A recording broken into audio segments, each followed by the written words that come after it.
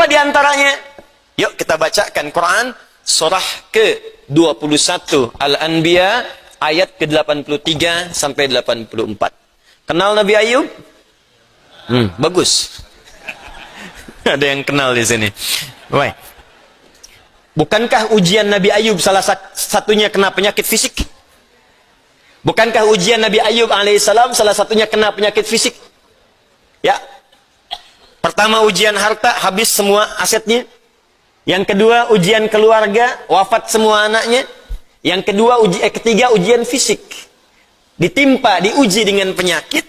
Maaf, yang belum ditemukan obatnya, tidak akan pernah dirasakan orang sebelumnya, tidak dialami orang setelahnya, saking parahnya penyakitnya. Dokter mengatakan sudah nggak ada obat. Orang mengatakan secara klinis mustahil sembuh, nggak ada obatnya. Maka apa yang dikerjakan oleh Nabi Ayub alaihissalam?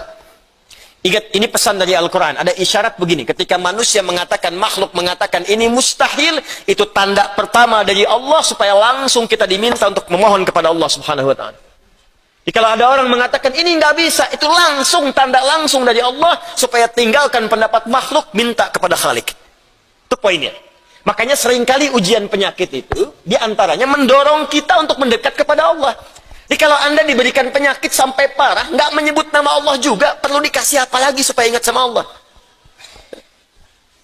Jadi kalau diberikan yang paling parah, nggak sempat menyebut nama Allah juga, Anda perlu dikasih apa lagi? Karena itu seringkali ujian itu, kata Nabi, jika Allah mencintai seorang hamba, diberikan ujian supaya dekat dengan Allah. Innallaha idza ahabba 'abdan ibtala. Allah itu kalau sudah cinta dengan seorang hamba, diberikan ujian supaya ingat, nyebut. Mungkin sebentar lagi wafat, sebut nama Allah, dekatkan diri dengan Allah. Makanya, maaf ya, nikmat kesehatan itu berharga ketika sakit. Ya, syukur nikmat itu datang ketika sakit. Peningkatan ibadah hadir ketika sakit. Begitu diuji, ingat Allah. Nah, ini yang dikerjakan Nabi Ayub alaihissalam. Begitu penyakitnya sudah mulai mengganggu beliau ibadah, maka perhatikan zikirnya. Amalkan ini, bacakan dengan penuh ketulusan. Wa Ayyuba, dan kami buka kisah Ayub alaihissalam. Idnada rabbahu anni massani yadurru wa anta arhamur rahimin. Ini zikirnya. Anni massani yadurru wa anta arhamur rahimin. Anda boleh bacakan dari sini. Ya, anni massani yadurru wa anta arhamur rahimin. Allahumma anni massani yadurru wa anta arhamur rahimin. Allahumma anni massani yadurru wa anta arhamur rahimin. Dalam tahajud Anda mohon kepada Allah. Yang divonis misalnya matanya sulit sembuh, yang divonis misalnya ini penyakit gak mungkin sembuh, yang divonis cancer macam-macam, minta Allahumma anni massani yadurru wa anta arhamur rahimin. Ya Allah, penyakit ini sudah mulai mengganggu saya untuk bisa fokus ibadah kepadamu. Ini kuncinya. Jadi kalau bacakan ayat ini, arahkan ke kepentingan ibadah. Jangan cuma minta sembuh. Sebab yang pengen sembuh pun banyak. Jangankan Anda, yang lain pun pengen sembuh. Apa motivasinya supaya Allah cepat sembuhkan kita? Maka dekatkan kesembuhan itu pada kepentingan ibadah. Minta, ya Allah saya pengen sholat. Berikan kesembuhan pada kaki saya untuk bisa melangkah. Ya. Ini peserta karantina Al-Quran, mungkin sebentar lagi akan datang kisahnya. Ada salah satu matanya yang nggak berfungsi. Divonis nggak bisa melihat. Nggak bisa melihat salah satunya. Dia ikut karantina. Dia baca Quran dengan tulus. Dia berdoa kepada Allah. Sekitar 2-3 hari yang lalu, tiba-tiba dia masuk kamar mandi, dapat cahaya, terbuka, melihat semua. Sekarang matanya bisa melihat normal dua-duanya. Minta, Allahumma anni massani yadurru wa anta arhamur rahimin. Sebentar. Ya Allah, ini penyakit sudah mulai mengganggu saya untuk ibadah. Saya pengen ke masjid, ya Allah. Saya pengen Jumatan. Saya pengen jamaah, ya Allah. Cuman karena ini, saya nggak bisa lagi jamaah. Bukankah engkau menyukai hambamu yang jamaah, ya Allah? Bukankah engkau menyukai hambamu yang sholat bersama, ya Allah? Bukankah engkau menyukai zikir, ya Allah, yang kau dengar setiap waktu, ya Allah? Wa anta arhamur rahimin, sedangkan engkau yang paling sayang padaku. Kalau yang paling sayang saja tidak engkau sembuhkan, lantas kepada siapa lagi aku mohon dan meminta? Kalau kepada yang paling sayang saja tidak menyembuhkan, kepada siapa lagi aku mesti meminta? Anda tahu apa jawabannya? Fastajabna lahu fakashafna ma bihi min dhurrin wa atainahu ahlahu wa mithlahu ma'ahum rahmatan min indina. Ujungnya wa dzikra lil abidin. Kata Allah, Kalau ada orang yang mengamalkan zikir ini seperti Ayub mengerjakannya, aku akan sembuhkan penyakitnya, hilangkan semua kesulitannya, bahkan aku kembalikan aset-aset yang dirasakan hilang. Anda biaya keluar sekian juta, puluhan juta, miliaran dibalikin oleh Allah, seperti Allah mengembalikan Ayub dan anak-anaknya plus aset-asetnya. Anaknya meninggal 12, sembuh kembali, istrinya hamil lagi. Setiap hamil, lahiran kembar, lahiran kembar. Lahiran sampai 12 kali, anak 24. Aset balik semuanya. Terakhir, bacakan surah Al-Fatihah dengan benar, karena Al-Fatihah disebut langsung juga oleh Nabi sallallahu alaihi wasallam sebagai syifa, seperti pernah kepala suku saya kisahkan di pertemuan awal, tersengat kalajengking dan medis mengatakan tidak mungkin sembuh, diruqyah kemudian dibacakan itu dan Allah berikan kesembuhan. Wallahu a'lam bissawab. Ini bagian dari ikhtiar roh, bukan bagian dari pendekatan-pendekatan obat fisik. Dan semoga dengan itu Allah memberikan ketenangan, kemudahan, dan menghilangkan segala kesulitan di sekitaran kita insyaallah.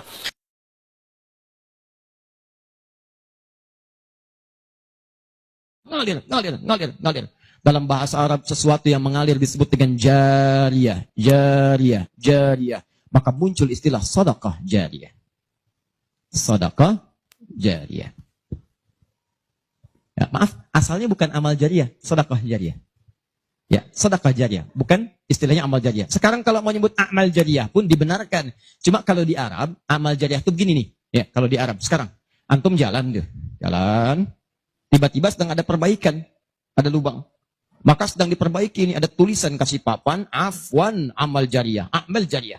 Maaf, ada pekerjaan jalan mengganggu Anda lewat. Di Arab itu amal jariyah itu pekerjaan sedang berlangsung mengganggu orang lewat. Sekarang begitu. Ya.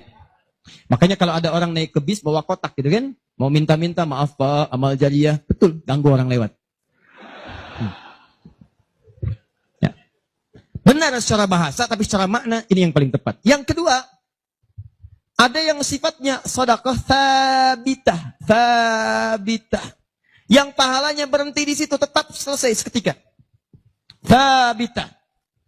Begitu Anda kerjakan, dapat pahala sampai situ aja.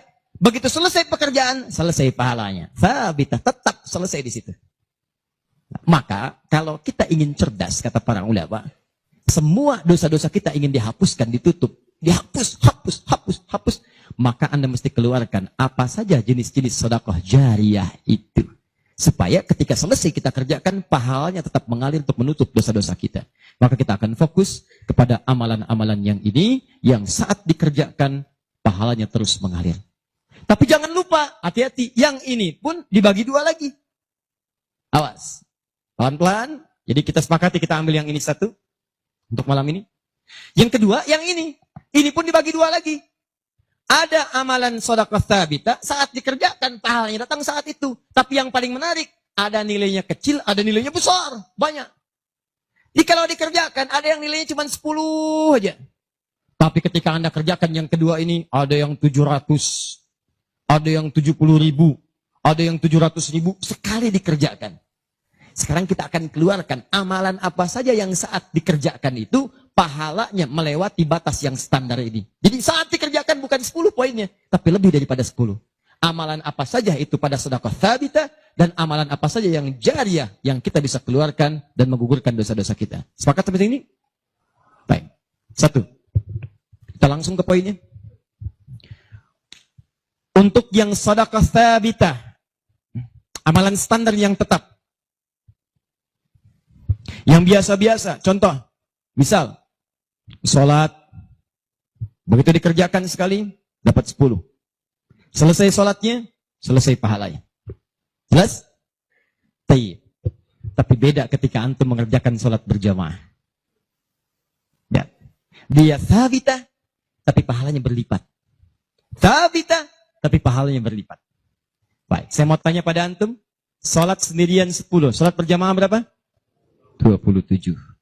Maka, kalau Anda ada ajakan berjamaah, sekalipun misalnya, di tempat itu tidak ditemukan masjid, sedang di kantor, ada teman misalnya, alih-alih Anda sholat sendirian, dan tidak bisa menemukan masjid, kenapa nggak ajak teman Anda untuk berjamaah? Walaupun cuma 2 orang. Beda pahalanya teman-teman sekalian sampai 17. Yang satu 10, yang satu 27.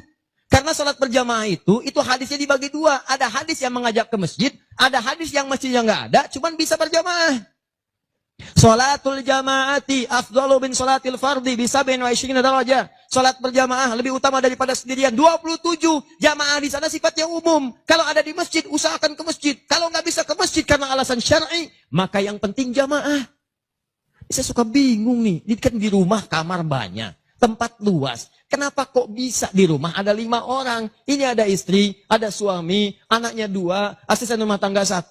Kok bisa ini sholat di kamar yang ini sholat di kamar yang ini sholat di ruangan yang ini? Kenapa di rumah itu nggak kumpul satu tempat berjamaah?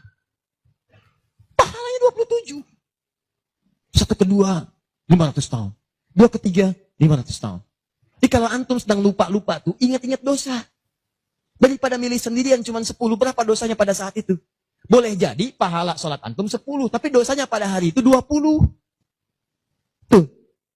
Bagaimana cara nutupnya? Maka biasakan naikkan. Jamaah. 1, sholat berjamaah. Karena itu panggilan-panggilan sholat dalam Al-Quran seringkali menggunakan bentuk jamaah. Silakan cek. Panggilan sholat pertama Al-Baqarah ayat ketiga. Alladzina yu'minuna bil ghaib wa yuqimun, tunaikan dengan orang banyak, bentuk jama. Mereka tunaikan dengan orang banyak, kerjakan dengan banyak orang. Makanya kalau bisa berjamaah, kenapa mesti sendirian? Jelas di sini? Kalau antum ke masjid itu lebih banyak lagi. Tadi sudah saya jelaskan, datangnya dapat 25, masuk masjidnya, i'tikafnya, macam-macamnya. Makanya kalau sudah ada panggilan jamaah untuk ke masjid dan antum bisa mengerjakannya, demi Allah saya katakan, jangan tinggalkan. Jangan tinggalkan. 1. 2. Saya sebutkan yang banyak saja supaya agak cepat. 2. Membaca dan menghafalkan Al-Quran. Membaca dan menghafalkan Al-Quran. Amalan kelihatannya sederhana, tapi pahalanya begitu berlimpah. InsyaAllah. Tahan sebentar. Tadi kalau sholat sendirian, berapa pahalanya? 10 sholat. Baca Quran, bukan sekali baca, 1 hurufnya 10. 1 huruf. Dalilnya At-Tirmidzi, nomor hadis 2910. Perhatikan kalimatnya. Man qara'a harfan min kitabillahi falahu 10 hasanat. Siapa yang bisa membaca 1 huruf saja dari kitabullah, dia mendapatkan padanannya 10 kebaikan. Nanti saya tuliskan rumusnya nih. Lihat baik-baik, ini enggak sembarangan dia, ini enggak sembarangan. Siapa yang baca 1 huruf saja dari Al-Quran, dia akan mendapatkan 10 kebaikan setiap hurufnya. Walam aqul alif lam mim harfun. Saya tidak katakan tulisan alif lam mim itu 1 huruf, bukan. Alif lam mim dibaca 1 huruf, bukan. Walakin alifun harfun, lamun harfun, mimun harfun. Tapi setiap alifnya 10, lam 10, mim 10, walikuli harfin 10 hasanat. Dan setiap antum bacakan 1 hurufnya 10 kebaikan, 10 pahala. Jadi kalau saya bacakan alif lam mim, dapat berapa? Belum tentu. Belum tentu. Lihat sini, saya tunjukkan cara bacanya. Sebagian kita mengira itu kecil, tapi menurut Allah itu luar biasa. Perhatikan baik-baik. Lihat sini. Tahan. 1, 2, 3. Baca. Alif lam mim. Baca lagi, Pak. Bagus. Ada lagi yang bisa dengan tajwidnya yang lebih bagus? Siapa lagi? Boleh? Silakan angkat tangan.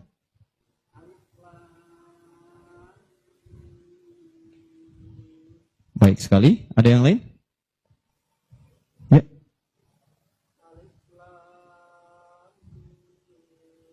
Bagus. Dikit lagi. Ada yang lain? Satu lagi. Masya Allah.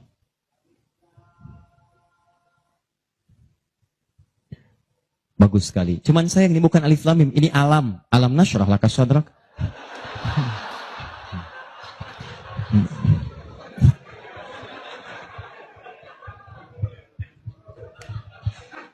Saya mau katakan, kalau Quran ini seperti tuduhan orientalis dan orang-orang menuduh Quran buatan Nabi Muhammad, padahal dulu tidak ada harakatnya, maka semua kalimat ini yang tertulis begitu akan dibaca sama. Tapi Masya Allah, yang satu alif lam mim, yang satu dibaca alam. Alam nashrah laka sadrak. Alam tara kaifa fa'ala rabbuka bi ashabil fil. Tapi tiga-tiganya memiliki kesamaan dalam bentuk tulisan. Perhatikan baik-baik. 1, 2, 3. Kata Nabi, lihat. Jangan katakan alif lam mim satu huruf, tapi alifnya satu, lamnya satu, mimnya satu. Walikuli harfin asru hasanat. Setiap hurufnya 10 kebaikan. Jadi kalau saya bacakan alif lam mim, ada berapa huruf? Kalau hitungan kita biasa, maka kita akan lihat 1, 2, 3. Tapi kalau antum belajar ilmu arud itu diantaranya ilmu salah satu ya, untuk bisa menuliskan apa yang diucapkan, bukan apa yang tertuliskan lewat simbol. Dan itulah teman-teman sekalian, menjadi ukuran banyaknya pahala yang kita dapatkan. Tahan. Di ilmu bahasa Arab ada 4 cabang ilmu. 1 nahwu, 2 sharaf, 3 balaghah, 4 arud. Ini yang utama. Arud dibagi ke 16 cabang lagi, namanya bahar. Ada bahar tawil, ada rajaz, ada madid, ya, dan seterusnya. Tawilun lahu dunal bukhuri fadailu, fa'ilun mafa'ilun, fa'ilun mafa'ilun. Rajas, mustafilun, mustafilun, mustafilun, mustafilun, mustafilun, mustafilun. Alfiyah itu Ibnu Malik rumusnya rajas.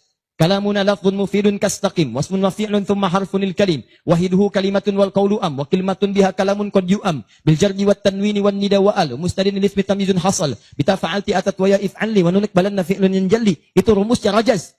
Tapi jangan antum heran, banyak orang mendalami kaidah ini untuk membuat puisi Arab. Lupa kalau ilmu ini bisa digunakan untuk membaca hadis-hadis Nabi. Dalam ilmu arud, jangan antum menghitung apa yang tertulis, tapi hitung bagaimana itu dibaca lewat bunyi yang terdengar. Perhatikan baik-baik. Ini tadi huruf apa? Alif. Maka cara menulisnya begini. Alif. Kata Nabi, alif. Nih. Berapa huruf? Setiap hurufnya 10. Jadi dari sini saja ada 1, 2, 3. Dapat berapa? Belum tentu, karena ini hamzah. Oh. Ha, mim, zal, ta. 1, 2, 3, 4. Jadi dari sini aja ada berapa? Belum tentu, kan ini ha, tuh. Ha, 3. Anda yang suka menghitung, maka akan mendapatkan pahala sesuai hitungan. Anda yang berniat ikhlas karena Allah, maka Anda akan mendapatkan lebih daripada apa yang Anda hitung. Rumus ini ditemukan di Quran surah kedua ayat 261. Paling kiri sebelah atas. Tahan. Pelan-pelan. Ini rumus adanya di ayat infak. Tapi cara menerapkannya di semua kategori cara kita beramal. Orang kalau berinfak tahunya dapat 700. Mathalul ladina yunfiquna amwalahum fi sabilillah kamathali habba. Orang yang infak di jalan Allah seperti menanam satu benih. Ambatat sab'a sanabil. Satu tumbuh jadi 7 tangkai. 1 kali 7, 7. Fi kulli sumbulatin mi'atu habba. Setiap tangkainya ada 700, ada 100 benih. Ada 100 buah lagi. 7 kali 100, 700. Ayatnya suka dipotong sampai sini. Kalau Anda infak sekian, kalikan 700. Lupa, ayatnya belum selesai. Wallahu yudha'ifu liman yasha. Dan Allah akan melipat gandakan amalan tanpa batas bagi siapa yang tidak pernah berhitung. Jadi kalau Anda baca Qur'annya hitung-hitungan, ini dosa hari ini berapa nih dikerjakannya? Oh 9, Masya Allah, 9. Cukup 1 huruf aja. Nun. Tutup. 10. Besok dosa berapa? 15. Cukup 2 huruf. Toha. Selesai.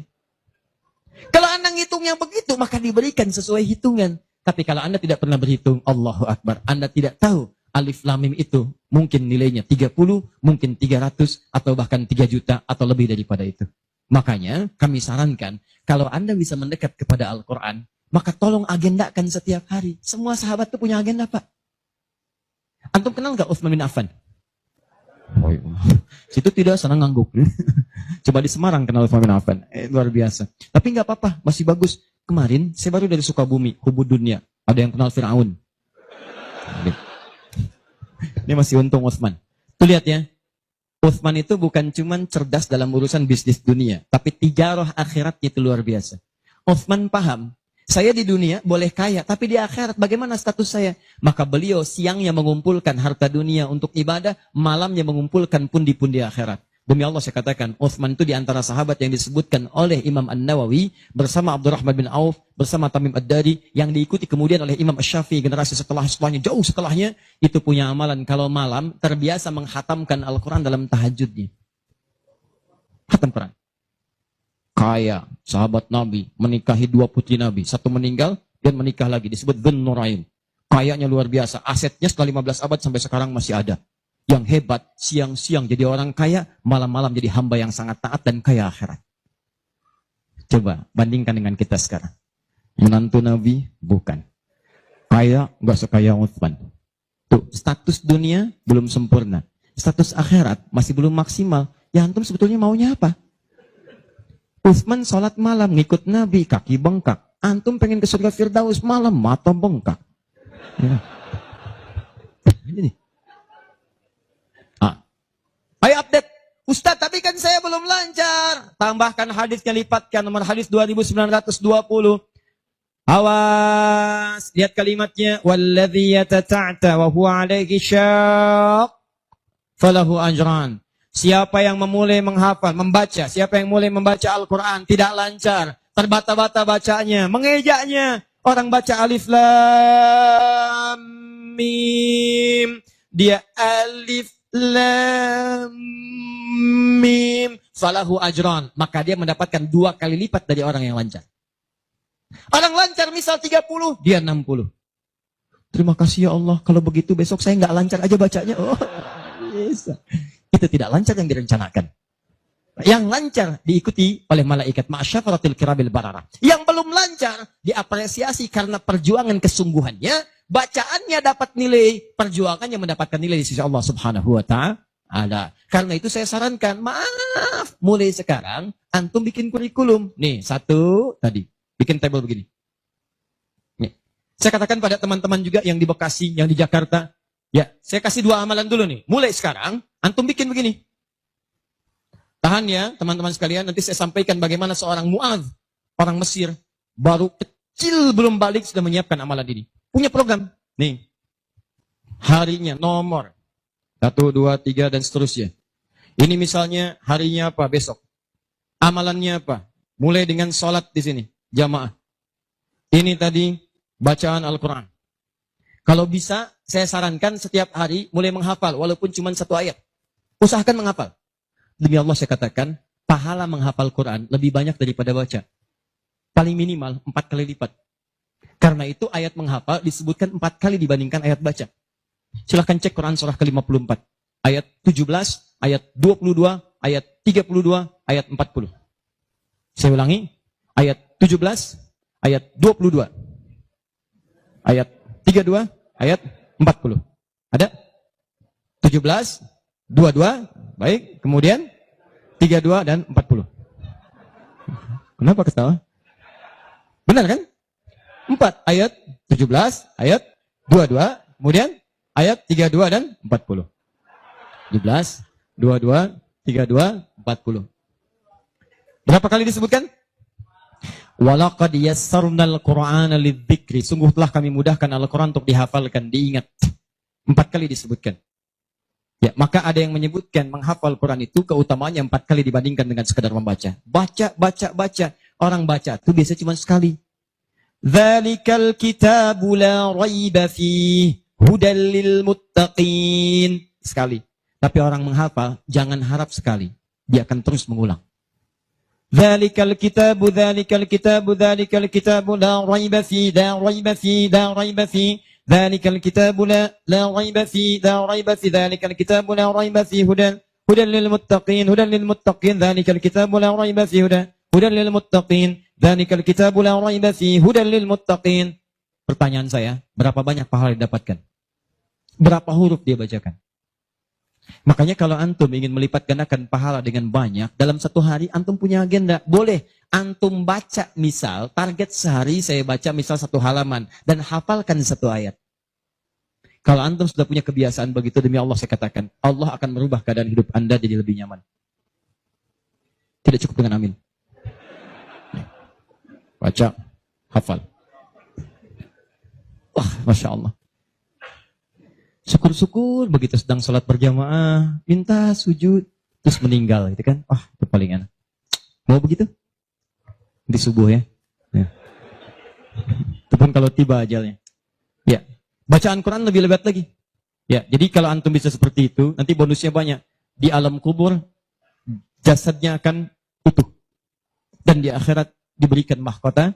Dan yang ketiga diberikan peluang untuk memberikan syafaat dengan izin Allah dengan Qurannya kepada anggota keluarganya. Ahli Quran itu Kalau dia hafal kemudian Qur'annya, benar menghafal Qur'annya, maka saat di akhirat akan langsung dimuliakan oleh Allah. Dipakaikan jubah kehormatan dan membimbing, menggandeng bapak ibunya yang saleh, yang beriman, beserta pasangannya dan keturunannya untuk dibawa masuk ke surga. Itu ada di Quran surah ke-35 ayat ke-33, ditafsirkan dengan Quran surah ke-13 ayat 23 sampai 24 dengan awal kalimat yang sama. Jannatu 'adnin yadkhulunaha. Ada para penghafal Quran masuk surga Aden di Quran surah 35 ayat ke-33. Jadi masuknya dari surga Aden menuju tingkat surga yang paling tinggi. Tertingginya apa? Banyak. Nanti ada dengan para nabi, ada orang yang sesurga dengan para nabi di Quran surah keempat ayat ke-69. Ya. Wa may yuti'illaha wa rasul fa ulaika ma'al ladzina an'ama Allahu 'alaihim minan nabiyyin. Ada orang-orang yang masuk surga, orang taat kepada Allah dan Rasul. Taat sekali. Saat di surganya, semua dengan Nabi. Sesurga bersama semua Nabi. Jadi ada beberapa Nabi, ada semua Nabi. Kalau beberapa Nabi, namanya Anbiya. Makanya di surah Al-Anbiya, surah ke-21, dikisahkan beberapa Nabi. Tapi kalau semua Nabi, itu Nabiyin namanya. Dari Nabi Muhammad SAW sampai Nabi Adam. Ada semua. InsyaAllah. Muhammad SAW bin Abdullah, bin Abdul Muttalib, bin Hashim, bin Abdul Manaf, bin Qusay, bin Murrah, bin Kilab, bin Ka'ab, bin Ghalib, bin Fihir, bin Malik, bin Nadar, bin Kinana, bin Khuzaimah, bin Mudrika, bin Ilyas, bin Nizar, bin Mudar, bin Ma'ad, bin Adnan, bin Adi, bin Adri, bin Muqawwam, bin Nahur, bin Tari, bin Ya'rub, bin Yasub, bin Nabit, bin Ismail AS, bin Ibrahim AS, bin Azar, bin Nahur, bin Abir, bin Kinan, bin Al-Fahsyad, bin Sam, bin Nuh AS, bin Mikhlaim, Matusyara, bin Kinan, bin Anwas, bin Tif, bin Adam AS. Kumpul semua. Jauh Nabi Ibrahim ke kanannya dari Sayyidah Sarah, muncul kemudian Ishak, dari Ishak Yakub, dari Yakub turun Yusuf, dari Yusuf terus sampai dengan ke Musa, ke Daud, ke Sulaiman dan seterusnya, muncul sampai ke Nabi Isa. Nabi Isa bapaknya Imran menikah dengan Hannah, samping kirinya kemudian ada Zakaria. Terus itu semua nabi antum bisa lihat. Masya Allah. Akhi, antum di mana? Surga A. Dengan siapa? Depan saya, Masya Allah, ganteng-ganteng Nabi Yusuf. Dulu teman kita lihat sinetron ganteng-ganteng serigala. Ini Nabi. Oh, kita lihat Nabi Yusuf. Oh. Belakang saya Nabi Ibrahim. Depan kiri saya Nabi yang punya tongkat jadi ular. Nabi Musa alaihissalam. Kanan saya Nabi yang sangat saya rindukan. Nabi Muhammad SAW. Penghafal Quran. Dia akan masuk, diberikan mahkota. Tafsirnya di At-Tirmidzi nomor hadis 2915. Begitu dia kemudian akan naik, maka Qur'annya berkata, Allahumma halli, ya Allah, tolong hiasi dulu tubuhnya. Bedakan dengan yang bukan ahli Quran. Bedakan. Yuhallawna fiha min asawir. Demikian ayat Qur'annya. Maka kemudian dia dihiasi dulu. Ada gelang-gelang emas, ada macam-macam. Semua tubuhnya indah. Maka Allah firmankan. Apa kata Allah? Begitu dikatakan, Allahumma halli. Maka kata Allah, pakaikan mahkota kehormatan. Begitu dipakaikan, ya Allah, berikan pula pada fasilitatornya, kedua orang tuanya, sepanjang mereka beriman, maka dipakaikan di atasnya mahkota yang lebih terang daripada sinar masuk mentari yang ke rumah. Ya Allahumma ya Allah, Allahumma halli, ya Allah, tambahkan kepada penghafal, bedakan dengan fasilitator. Fayulbasu ilaihi libasul karamah, maka dipakaikan jubah kehormatan. Begitu dipakai jubah itu, kemudian difirmankan, waqar, fa inna akhira qiraatika akhiru manzilatika. Sekarang kamu masuk ke dalam surga dengan bacaan Quran yang biasa kamu bacakan saat di dunia. Akhir tempat tinggalmu, disitulah ditunjukkan pada akhir bacaan Quranmu. Di begitu dia baca Quran, setiap dia baca, masuk surga. Naik ke tingkat yang paling tinggi. Dan dahsyatnya, saat dia akan masuk surga itu, dia akan menggandeng bapak ibunya, istrinya, keturunannya. Buka Quran surah ke-13, ayat 23 sampai 24. Kalimatnya sama awalnya. Jannatu 'adnin yadkhulunaha. Ada orang-orang masuk surga Aden. Ketika akan masuk, wa man salaha min abaihim, dia gandeng bapak ibunya yang saleh. Wa azwajihim, pasangan-pasangannya. Wa dzurriyyatihim, dan keturunan-keturunannya. Allahu akbar. Di dunia ahli Quran itu, kemuliaan Qurannya akan merembet pada sekitarannya. Silahkan cek kalau nggak percaya. Anda punya anak hafal Quran 5 tahun, bapak ibunya akan ikutan mulia. Musa yang hafal Quran, bapak ibunya dihajikan. Ahmad Kabil yang hafal Quran, ibunya, perawatnya, gurunya, teman-temannya ikut haji semuanya. Nggak percaya silahkan. Demi Allah saya katakan, Quran turun di 1 bulan, bulannya jadi mulia Ramadan. Quran turun di 1 malam, malamnya jadi mulia Lailatul Qadar. Quran turun di 1 hari, harinya jadi mulia hari Jumat. Quran turun di bawah malaikat Jibril, Jibrilnya jadi menjadi mulia, penghulu para malaikat. Quran diturunkan pada Nabi Muhammad, naik status jadi Sayyidul Anbiya wal Mursalin. Quran turun di Mekah, Mekahnya bercahaya. Quran dibawa ke Madinah, Madinah Munawwarah. Demi Allah, Quran tidak pernah singgah dimanapun kecuali orang itu dan tempat sekiranya akan jadi mulia. Kalau di Semarang ini, antum bikin halaqah Quran, di Semarang ada berapa hafid di setiap tempat, demi Allah saya katakan akan terjadi perubahan di tempat itu. Semua akan mulia. Begitu digandeng, bapaknya, ibunya, wa azwajihim, pasangannya, wa dzurriyyatihim, anak-anaknya, cucunya, masuk. Begitu masuk diparadakan, wal malaikatu yadkhuluna alaihim min kulli bab. Semua malaikat menyambut mereka di depan pintu surga, mengatakan salamun alaikum bima sabartum. Selamat, Anda telah sabar saat di dunia, menyiapkan bekal untuk pulang. Sabar menghafal Quran. Itulah yang disiapkan oleh Mu'adz. Anak usia 4 tahun, saat saya berada di Mesir, anak ini masih dini, belum balik. Matanya kata orang buta, tapi hatinya begitu bersih. Dia bilang pada ayahnya, abati yuridul Quran. Pak, saya pengen jadi ahli Quran. Saya pengen menghafal. Kata bapaknya, tempatnya jauh, 20 kilo. Kamu ini punya keterbatasan. Gak apa-apa, saya pengen menghafal. Dia belum cerita kenapa dia mesti menghafal. Begitu bapaknya melihat tekadnya kuat, maka dari motor sederhananya dimodifikasi. Depannya, dashboardnya diperbaiki. Supaya bisa menyimpan catatan Quran. Lembaran-lembaran mushaf. Jadi begitu berangkat, tidak ingin ada waktu yang sia-sia. Di jalan, beliau kemudian di jalan, kadang melihat ke bawah. Bacakan Quran, anaknya dengar. Bacakan Quran, anaknya dengar. Begitu sampai di tempat belajar, dia tinggal mendengarkan syekhnya. Perbaiki, baca lagi. Setoran, pulang. Yang paling menarik, setelah berapa lama, anaknya hafal Quran yang tidak melihat diantar hafal Quran, bapaknya yang mengantar belum hafal. Tapi yang dahsyat, ingat baik-baik. Berlaku hadis Nabi di sini. Siapa yang memfasilitasi pada kebaikan, maka dia mendapat pahala yang sama dengan yang mengerjakan tanpa dikurangi sedikit pun. Itulah hikmahnya dalam ilmu hadis. Kenapa setiap anak ketika meriwayatkan hadis, nama anaknya dihilangkan, nama bapaknya disebutkan. Antum pernah dengar Ibnu Abbas? Nama aslinya Abdullah. Kenapa Abdullahnya dicoret? Disebutkan Abbas bapaknya. Ibnu itu anak laki-laki. Abbas bapaknya. Anaknya Abbas. Ibnu Umar. Nama aslinya Abdullah. Abdullahnya dicoret. Disebutkan bapaknya Umar. Kenapa disebutkan nama orang tua? Nama anaknya dihilangkan. Para pakar hadis itu luar biasa. Untuk menunjukkan bahwa amalan anak ini hasil didikan orang tuanya. Yang begitu diamalkan hadis ini, bukan cuma anaknya, bapaknya pun dapat bagiannya. Abbas itu pengusaha, Abbas itu pedagang, sibuk luar biasa, masih sempat mampir ke majlis Nabi. Cuman nggak selamanya bisa di situ karena ada kesibukan berbisnis. Maka beliau menginvestasikan anak bungsunya, namanya Abdullah kecil, untuk belajar di majlis Nabi. Boleh saya nggak ikutan, tapi anak saya mesti ikut untuk menyampaikan ke keluarga. Maka disimpan di situ. Anaknya masih muda, kecil, dengar, kadang merangkak, kadang main dan seterusnya. Tapi tahukah Anda? Begitu Nabi wafat, anak itu usia 13 tahun. Nabi wafat sudah hafal 2000 hadis. Yang mesti Anda tahu, setiap beliau meriwayatkan hadis, dibuang kalimat Abdullahnya, disebutkan Abbasnya.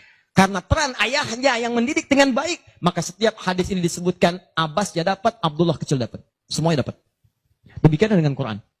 Bapaknya mengantar belum hafal, anaknya hafal. Begitu sudah hafal, di sini saya mau sebutkan. Perhatikan baik-baik. Datang reporter Kuwait. Dengar kisahnya. Begitu ditanya, kenapa Anda mau menghafal Quran? Perhatikan jawabannya. Nih, yang mau saya katakan. Saya menghafal Quran untuk mencari bekal bagi saya pulang. Saat saya menghadap kepada Allah sendirian, tangan saya bergetar, kaki saya bergetar. Saya tidak akan ditemani lagi oleh ayah yang mengantarkan saya dalam hafalan. Ibu saya tidak akan menemani. Saudara saya tidak akan menemani. Saya akan sendirian bersama Allah. Ini anak masih kecil, mata nggak bisa lihat. Belum balik. Sudah punya pikiran demikian. Kalimatnya apa selanjutnya? Kata beliau, saya akan katakan di hadapan Allah dengan perasaan gemetar.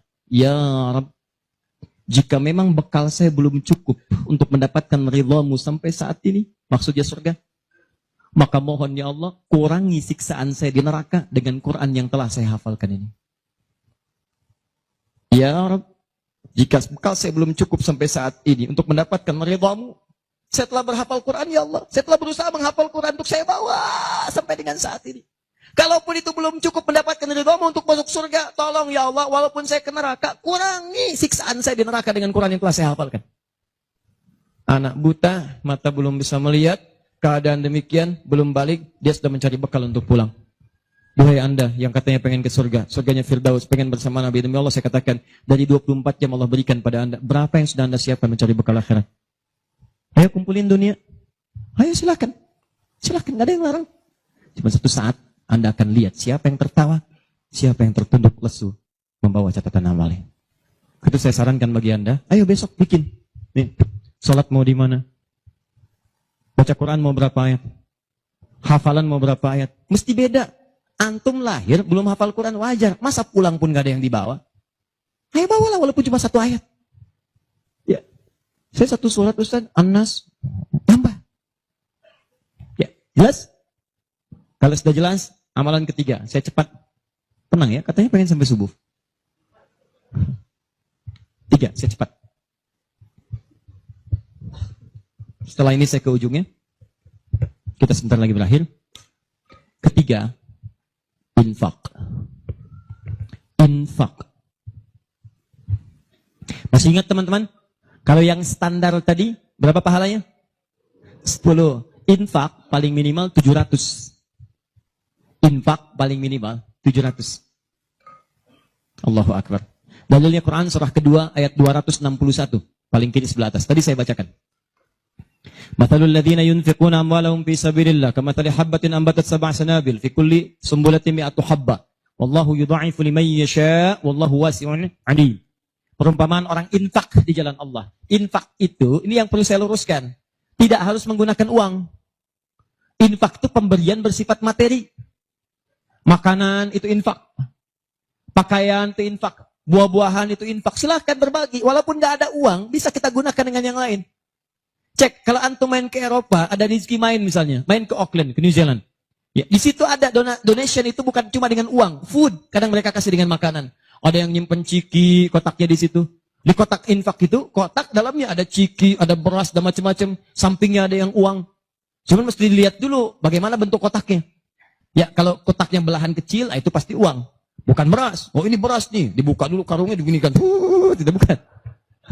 Silakan bebas. Ya, dan itu nilainya tinggi. Kadang-kadang antum lupa di majelis ilmu ada snacknya, walaupun cuma kurma dapat 2, bagi 1 dengan teman. Air misalnya tidak harus semua oleh antum. Bagi, begitu antum bagi langsung dituliskan 700 kali lipat paling minimal. Demi Allah saya katakan paling minimal 700 kali lipat. Makanya zaman Nabi itu ada satu keluarga yang berlomba tuh mendekatkan diri pada infak walaupun dirinya kekurangan. Agak aneh itu cara berpikirnya. Ya, jadi kalau dibandingkan manusia sekarang nggak dapat tuh, nggak dapat. Saya mau tanya begini, antum di rumah persediaan, antum punya anak 2, antum dengan istri, 1 suami, 1 istri, 2 anak. Di rumah ada persediaan makanan untuk 2 anak antum saja. Antum aja nggak makan malam itu, cuma ada anak 2. Untuk mereka kalau nggak makan mereka bisa nahan lapar semalaman. Tiba-tiba antum ditawarkan oleh seseorang, ada tamu nih, mau nggak dijamu di rumah? Bisa nggak? Pertanyaan saya, kalau ada orang yang datang seperti itu ke tempat antum, Mas, ini ada tamu, saya nggak bisa jamu, bisa nggak antum jamu? Di rumah antum cuma ada makanan untuk anak-anak, antum pun nggak bisa makan. Pertanyaan saya, dijamu nggak teman itu? Kenapa diam?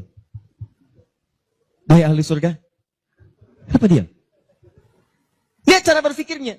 Kalau cara berpikir kita hanya ke makanan saja, maka kita katakan, Ustaz, anak saya aja dapatnya makanan seperti itu, kami pun nggak makan. Bagaimana bisa diberikan pada tamu?